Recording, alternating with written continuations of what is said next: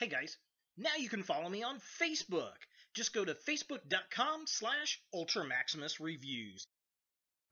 In association with NerdAddiction.com. In association with ActionFigureJunkies.com. Check them out on Facebook.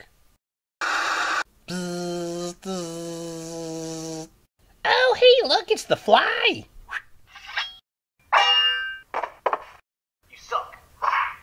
Hey, Baxter Stockman, way to go, Flyboy.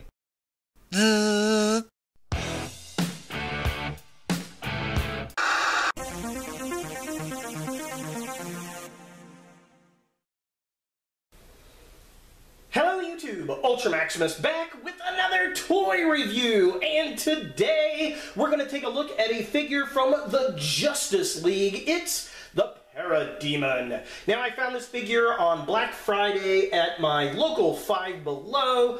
It was $5, and I've never actually seen any of the Parademon figures on the shelf. I've never seen the movie line figures like this one. I've never seen the multiverse figures.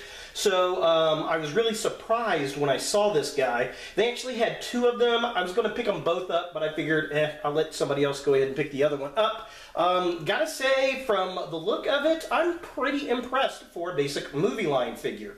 So let's go ahead and take a look at the packaging.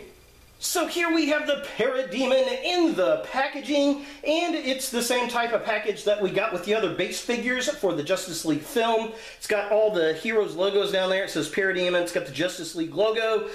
There he is. He comes with some wings and a sword type thing, and there's really nothing else on the front of the box. So just kind of a close-up. It says Justice League, Parademon, and there he is in the box, looking kind of cool, really. And then all the logos.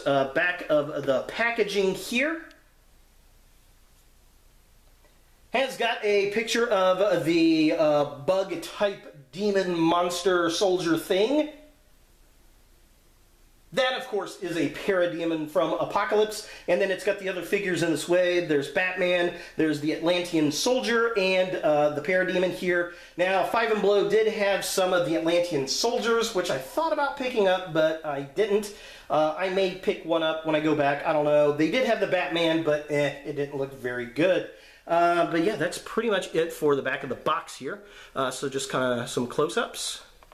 Definitely interested in getting the Atlantean Soldier at some point, so if they still have him, like I said, I may go back and get him.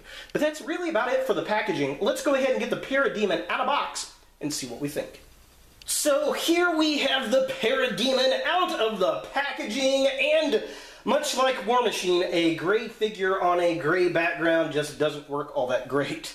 But I do have to say, this is very well done. The sculpt on it is awesome. It's got some pretty decent paint, but what I really like the most about the figure really is the articulation, and there's something about the wings I really do dig. I have to say, between the Marvel movie figures and the DC movie figures on the baselines, I think Mattel has really stepped the game up. They're better articulated, and it just feels really solid. This thing feels like a toy, which is very, very cool. Although, I will say, I'm going to point something out on this figure, and you're never going to be able to look at it the same way again. When you look at the figure, there's a little happy face. There's the two eyes, there's a smiley face, and then there's the nose there in the middle. Hey, hi, how you doing? And that thing, as soon as I realized that was there, I just can't stop looking at it. So there you go, YouTube. You're welcome. Now, the Parademon does come with a sword here. It's very solid. It's just one piece of kind of dark gray plastic, which is nice. Unfortunately, there's no way to store it when it's not in his hand. Been nice if there was a little peg on the side for that to do, but alas, it does not. And the wings on the figure, I love the translucent, smoky gray. That is very nice, and it's got some kind of silvery paint up here. They're very insect-looking.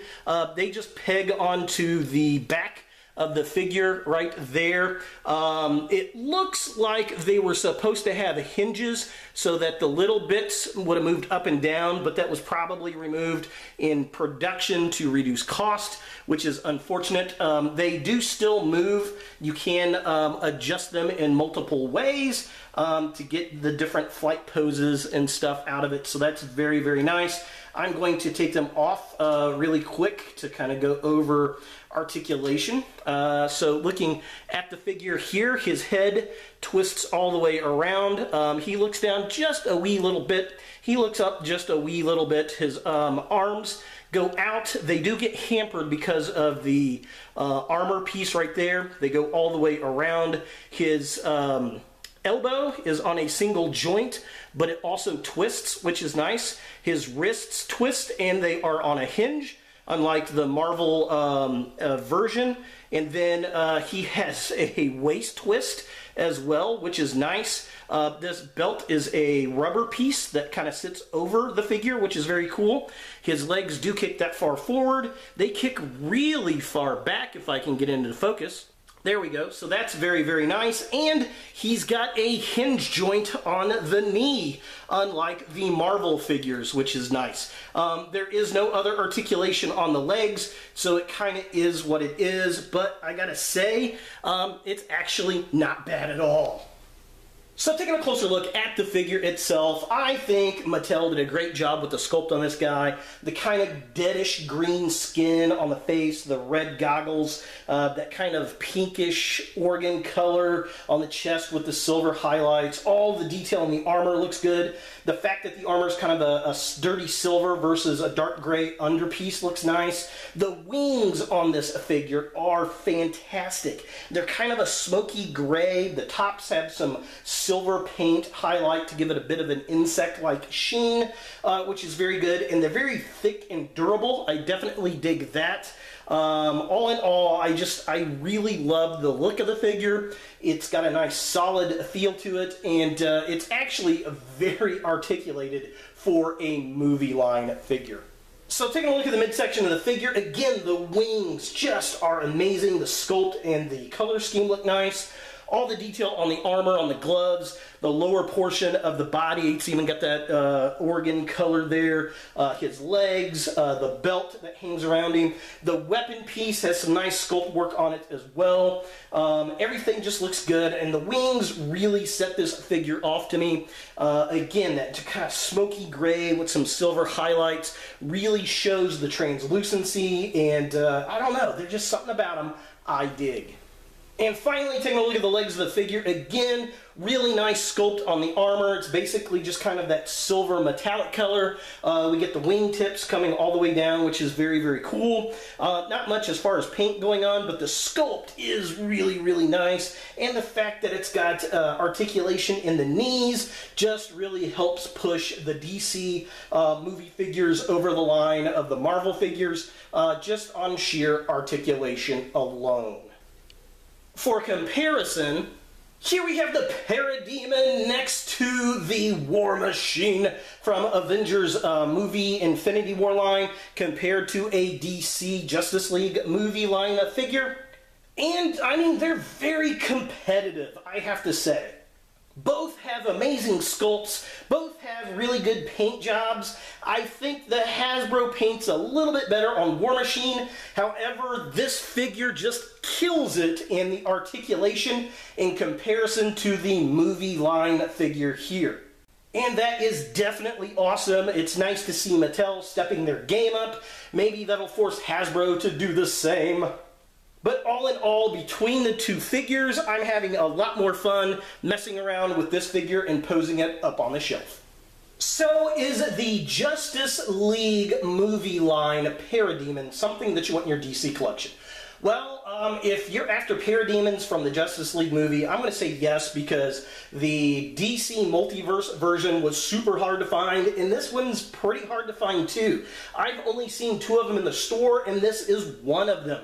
I was really shocked to see it at Five Below. I definitely think it's worth the $5. To be honest, after playing and posing it on the table with my War Machine from the Avengers movie line, I like this better. I think the DC figures, as far as the movie line figures go, are better done than the Marvel movie figures because they're better articulated. So if you see this guy at Five and Below, I would definitely pick him up for $5. So there he is, the Parademon from Justice League. Hey guys, thanks for watching. If you like this video, thumbs it up. If you hate this video, thumbs it down. To watch more Ultra Maximus, click on the links to the right. Don't forget to subscribe and share, like us on Facebook, and look for more videos in the future.